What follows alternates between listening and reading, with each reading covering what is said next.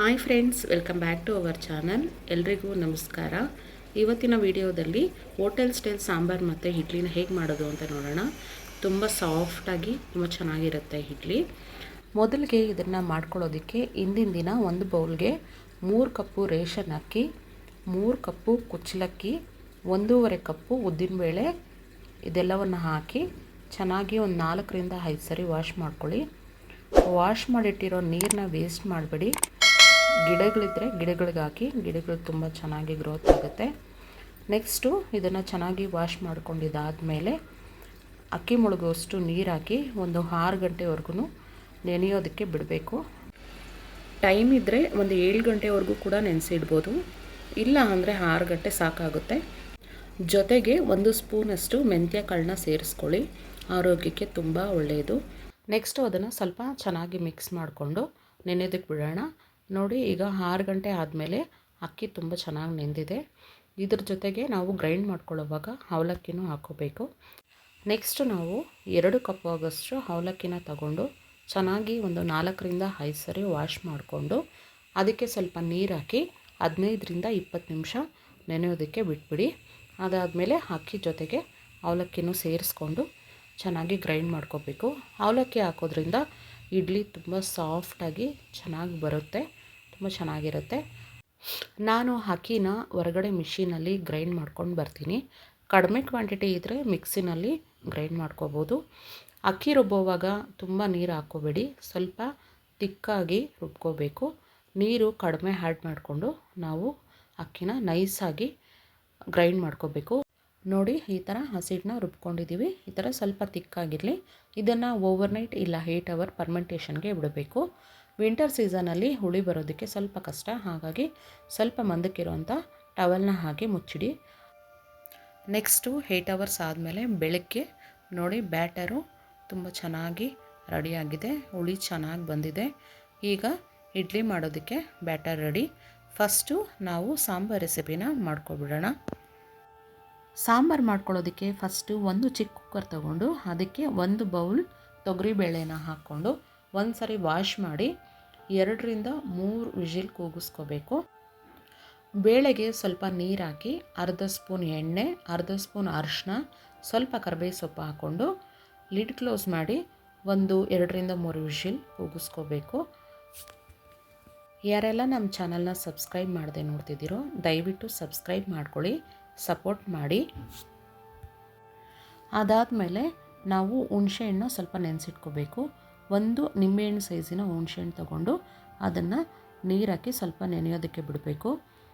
Next 1 spoon ಜೀರಿಗೆ, 1 spoon ಕಡಲೆಬೇಳೆ, 1 spoon ಉದ್ದಿನಬೇಳೆ, 1 ಸ್ಪೂನ್ ಮೆಂತ್ಯ, ಒಂದು 4ರಿಂದ 5 ಮೆಣಸಿನ್ಕಾಯಿ, ಒಂದು 2-3 ಬ್ಯಾಡಗಿ ಮೆಣಸಿನ್ಕಾಯಿ, 1 ಬೌಲು, ಒಂದು ಚಿಕ್ಕ ಬೌಲ್ ಆಗೋಷ್ಟು ಕೊಬ್ಬರಿ, 1 ಮೀಡಿಯಮ್ ಸೈಜ್ ಟೊಮೆಟೊ ಮತ್ತು ಈರುಳ್ಳಿನ ಕಟ್ ಮಾಡಿ ಇಟ್ಕೋಬೇಕು. ಇನ್ನೊಂದು ಕಡೆ ಸಪ್ರೇಟಾಗಿ ಒಗ್ಗರಣೆಗೆ 1 ಕ್ಯಾರೆಟು, 1 ಕ್ಯಾಪ್ಸಿಕಮ್ಮು, 1 ಟೊಮೊಟೊ, 1 ಚಿಕ್ಕ ಸೈಜ್ ಈರುಳ್ಳಿ, ಸ್ವಲ್ಪ ಕೊತ್ತಂಬರಿ ಸೊಪ್ಪು ಹೆಚ್ಚಿಟ್ಕೊಳ್ಳಿ.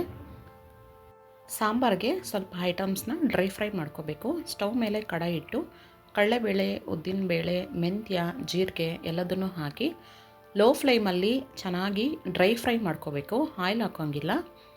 ಸ್ವಲ್ಪ ಘಮ ಬರೋವರೆಗೂ ಹುರ್ಕೋಬೇಕು.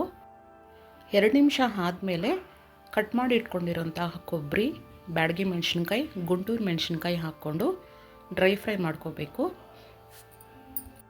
ನಮ್ಮ ಫೇಸ್ಬುಕ್ ಫ್ರೆಂಡ್ ಒಬ್ಬರು ಹೋಟೆಲ್ ಸ್ಟೈಲ್ ಇಡ್ಲಿ ಮತ್ತು ಸಾಂಬಾರು ಮಾಡೋದಕ್ಕೆ ರಿಕ್ವೆಸ್ಟ್ ಮಾಡ್ಕೊಂಡಿದ್ರು, ಹಾಗಾಗಿ ಈ ರೆಸಿಪಿನ ಮಾಡ್ತಾಯಿದ್ದೀನಿ. ನೋಡಿ, ಇದು ಚೆನ್ನಾಗಿ ಫ್ರೈ ಆಗಿದೆ. ಇದನ್ನು ಒಂದು ಪ್ಲೇಟ್ಗೆ ಹಾಕ್ಕೊಂಡು ತಣ್ಣಗಾಗೋದಕ್ಕೆ ಬಿಡಿ. ಅದೇ ಕಡಾಯಿನ ಸ್ಟವ್ ಮೇಲಿಟ್ಟು ನೆಕ್ಸ್ಟು ಕಟ್ ಮಾಡಿಟ್ಟಿರುವಂಥ ಈರುಳ್ಳಿ ಮತ್ತು ಟೊಮೊಟೊನ ಹಾಕ್ಕೊಂಡು ಇದನ್ನು ಸಹ ಚೆನ್ನಾಗಿ ಡ್ರೈ ಫ್ರೈ ಮಾಡ್ಕೊಳ್ಳಿ. ಎರಡನ್ನೂ ಸೇರಿಸಿ ನಾವು ಗ್ರೈಂಡ್ ಮಾಡ್ಕೋಬೇಕಾಗುತ್ತೆ. ಇದು ಚೆನ್ನಾಗಿ ಹುರಿದಾದ್ಮೇಲೆ ಒಂದು ಪ್ಲೇಟ್ಗೆ ಹಾಕ್ಕೊಂಡು ತಣ್ಣಗಾಗೋದಕ್ಕೆ ಬಿಡಿ. ಜಾರ್ಗೆ ಫಸ್ಟು ಬೇಳೆ ಮಿಕ್ಸರ್ ಇದೆಯಲ್ಲ, ಡ್ರೈ ಫ್ರೈ ಮಾಡಿರೋದು, ಅದನ್ನು ಹಾಕ್ಕೊಂಡು ತರಿಯಾಗಿ ಈ ಥರ ನಾವು ಗ್ರೈಂಡ್ ಮಾಡ್ಕೋಬೇಕು. ನೈಸಾಗಿ ಮಾಡ್ಕೋಬೇಡಿ. ಅದ್ರ ಜೊತೆಗೇ ಈರುಳ್ಳಿ ಮತ್ತು ಟೊಮೊಟೊನ ಹಾಕ್ಕೊಂಡು ಸ್ವಲ್ಪ ನೀರು ಹಾಕಿ ಚೆನ್ನಾಗಿ ರುಬ್ಕೊಳ್ಳಿ. ತುಂಬ ನೈಸಾಗಿ ಪೇಸ್ಟ್ ಮಾಡೋದು ಬೇಡ, ಸ್ವಲ್ಪ ತರಿಯಾಗಿ ರುಬ್ಕೊಳ್ಳಿ. ಸ್ಟವ್ ಮೇಲೆ ಒಂದು ಬಾಣಲೆ ಇಟ್ಕೊಂಡು 4 ಸ್ಪೂನ್ ಎಣ್ಣೆ ಹಾಕಿ ಸಾಸಿವೆ ಹಾಕಿ ಈರುಳ್ಳಿ ಹಾಕಿ ಸ್ವಲ್ಪ ಈರುಳ್ಳಿ ಬ್ರೌನ್ ಕಲರ್ ಆಗೋವರೆಗೂ ಫ್ರೈ ಮಾಡ್ಕೋಬೇಕು. ಈ ಸಾಂಬಾರು ಮಾಡೋದಕ್ಕೆ ಪ್ರೊಸೀಜರ್ ಸ್ವಲ್ಪ ಜಾಸ್ತಿ ಇರುತ್ತೆ, ಸ್ವಲ್ಪ ಪೇಷನ್ಸಿಂದ ಮಾಡ್ಕೋಬೋದು, ತುಂಬ ಟೇಸ್ಟಿಯಾಗಿ ಚೆನ್ನಾಗಿರುತ್ತೆ. ಇದಕ್ಕೆ ಸ್ವಲ್ಪ ಕರಿಬೇವು ಸೊಪ್ಪು, ಕಟ್ ಮಾಡಿ ಇಟ್ಟಿರೋಂತಹ ಕ್ಯಾಪ್ಸಿಕಮ್, ಕ್ಯಾರೆಟ್ ಹಾಕಿ ಮಿಕ್ಸ್ ಮಾಡಿ ಬೇಯೋದಕ್ಕೆ ಬಿಡಬೇಕು. ಇದಕ್ಕೆ ನಿಮಗೆ ಇಷ್ಟ ಆಗಿರುವಂತಹ ಬೇರೆ ತರಕಾರಿಗಳನ್ನು ಸೇರಿಸ್ಕೋಬೋದು, ತರಕಾರಿ ಹಾಕಿದಷ್ಟು ತುಂಬ ಚೆನ್ನಾಗಿರುತ್ತೆ. ಈಗ ಇದಕ್ಕೆ ಟೊಮೊಟೊ ಹಾಕ್ಕೊಂಡು ಚೆನ್ನಾಗಿ ಸ್ವಲ್ಪ ಫ್ರೈ ಮಾಡ್ಕೊಳ್ಳಿ. ಈಗ ಇದಕ್ಕೆ ರುಬ್ಬಿರೋಂತಹ ಮಿಕ್ಸರ್ನ ಹಾಕ್ಕೊಂಡು ಸ್ವಲ್ಪ ನೀರು ಹಾಕಿ ಕನ್ಸಿಸ್ಟೆನ್ಸಿ ನೋಡಿಕೊಂಡು ನಿಮಗೆ ಎಷ್ಟು ಬೇಕೋ ಅಷ್ಟು ನೀರು ಹಾಕ್ಕೊಂಡು ಚೆನ್ನಾಗಿ ಮಿಕ್ಸ್ ಮಾಡ್ಕೋಬೇಕು. ಈ ಸಾಂಬಾರು ತುಂಬ ತಿಕ್ಕಾಗೂ ಇರಬಾರ್ದು, ತುಂಬ ನೀರಾಗಿ ಇರಬಾರ್ದು. ಇದಕ್ಕೆ ಈಗ ಹುಣಸೆಹಣ್ಣೆ ರಸ ಹಾಕ್ಕೊಂಡು ಬೇಯಿಸಿಟ್ಟಿರೋಂತಹ ಬೇಳೆನ ಸೇರಿಸಿ ಸ್ವಲ್ಪ ಎಕ್ಸ್ಟ್ರಾ ನೀರು ಹಾಕ್ಕೊಂಡು ಅದಾದಮೇಲೆ ಅದಕ್ಕೆ ರುಚಿಗೆ ತಕ್ಕಷ್ಟು ಉಪ್ಪನ್ನ ಹಾಕಿ ಮಿಕ್ಸ್ ಮಾಡಿಕೊಂಡು ಚೆನ್ನಾಗಿ ಕುದಿಯೋದಕ್ಕೆ ಬಿಡೋಣ. ಈ ಸಾಂಬಾರು ಮಾಡ್ಕೊಳ್ಳೋದಕ್ಕೆ ಬೇಕಾಗಿರೋಂಥ ಐಟಮ್ಸ್ನೆಲ್ಲ ಮೊದಲೇ ರೆಡಿ ಮಾಡಿಟ್ಕೊಂಡ್ರೆ ಸಾಂಬಾರನ್ನ ಬೇಗ ಪ್ರಿಪೇರ್ ಮಾಡ್ಕೋಬೋದು. ಕೊನೆಯಲ್ಲಿ ನಾವು ಇದಕ್ಕೆ 1 ಸ್ಪೂನ್ ಬೆಲ್ಲ, ಹೆಚ್ಚಿಟ್ಕೊಂಡಿರೋಂಥ ಕೊತ್ತಂಬರಿ ಸೊಪ್ಪನ್ನ ಹಾಕಿ ಚೆನ್ನಾಗಿ ಮಿಕ್ಸ್ ಮಾಡಿ ಕುದಿಸ್ಕೋಬೇಕು. ಅಷ್ಟೇ, ಸಾಂಬಾರು ರೆಡಿ ಆಗುತ್ತೆ. ಬೆಲ್ಲ ಆಪ್ಷನಲ್ಲು, ಬೇಕು ಅಂದರೆ ಹಾಕ್ಕೊಳ್ಳಿ. ಬೆಲ್ಲ ಹಾಕಿದ್ರೆ ಹೋಟೆಲ್ ಸ್ಟೈಲ್ ಸಾಂಬಾರು ಚೆನ್ನಾಗಿರುತ್ತೆ. ನೆಕ್ಸ್ಟು ಇಡ್ಲಿ ಮಾಡ್ಕೊಳ್ಳೋಣ. ಇಡ್ಲಿ ಮಾಡ್ಕೊಳ್ಳೋದಕ್ಕೆ ಸ್ಟವ್ ಮೇಲೆ ಇಡ್ಲಿ ಪಾಟ್ ಇಟ್ಟು ಅದಕ್ಕೆ ನೀರು ಹಾಕಿ ಸ್ವಲ್ಪ ಕುದಿಯೋದಕ್ಕೆ ಬಿಡಬೇಕು. ನೆಕ್ಸ್ಟು ಇಡ್ಲಿ ಬ್ಯಾಟರ್ನ ಒಂದು ಬೌಲ್ಗೆ ತಗೊಂಡು ರುಚಿಗೆ ತಕ್ಕಷ್ಟು ಉಪ್ಪು, 1 ಚಿಟಿಕೆಯಷ್ಟು ಅಡುಗೆ ಸೋಡಾನ ಹಾಕಿ ಸ್ವಲ್ಪ ನೀರು ಹಾಕಿ ಚೆನ್ನಾಗಿ ಮಿಕ್ಸ್ ಮಾಡ್ಕೊಳ್ಳಿ. ನೀರು ಜಾಸ್ತಿ ಹಾಕ್ಕೊಳ್ಳೋದು ಬೇಡ, ಸ್ವಲ್ಪ ಹಾಕ್ಕೊಂಡು ಕನ್ಸಿಸ್ಟೆನ್ಸಿ ನೋಡಿ ಈ ಥರ ಇರಬೇಕು, ತುಂಬ ನೀರಾಗಿರಬಾರ್ದು. ನೆಕ್ಸ್ಟು ಇಡ್ಲಿ ಪ್ಲೇಟ್ಗೆ ಆಯಿಲ್ ಹಾಕಿ ಸ್ವಲ್ಪ ಸ್ಪ್ರೆಡ್ ಮಾಡ್ಕೊಳ್ಳಿ. ಎಲ್ಲ ಪ್ಲೇಟ್ಸ್ಗೂ ಸ್ವಲ್ಪ ಆಯಿಲ್ ಹಾಕಿ ಚೆನ್ನಾಗಿ ಸ್ಪ್ರೆಡ್ ಮಾಡ್ಕೊಳ್ಳಿ. ಇಡ್ಲಿ ಮತ್ತು ಸಾಂಬಾರಿಗೆ ಒಳ್ಳೆ ಕಾಂಬಿನೇಷನ್ ಉದ್ದಿನ ವಡೆ ರೆಸಿಪಿನ ಶಾರ್ಟ್ ವಿಡಿಯೋನ ಅಪ್ಲೋಡ್ ಮಾಡಿದ್ದೀನಿ, ಟೈಮ್ ಇದ್ದರೆ ಚೆಕ್ ಮಾಡಿ. ಈಗ ನೀರು ಚೆನ್ನಾಗಿ ಕುದೀತಾ ಇದೆ. ನೆಕ್ಸ್ಟು ಬ್ಯಾಟರ್ನ ಇಡ್ಲಿ ಪ್ಲೇಟ್ಸ್ಗೆ ಹಾಕ್ಕೊಂಡು ಇಡ್ಲಿ ಪಾತ್ರೆಯಲ್ಲಿ ಇಟ್ಟು 15 ನಿಮಿಷ ಬೇಯಿಸ್ಕೊಬೇಕು. ನೀರು ಚೆನ್ನಾಗಿ ಕುದಿಯುವಾಗ ಮಾತ್ರ ಇಡ್ಲಿ ಪ್ಲೇಟ್ಸ್ನ ಇಡಬೇಕು. 15 ನಿಮಿಷ ಆದಮೇಲೆ ನೋಡಿ ಇಡ್ಲಿ ಚೆನ್ನಾಗಿ ಬೆಂದಿದೆ.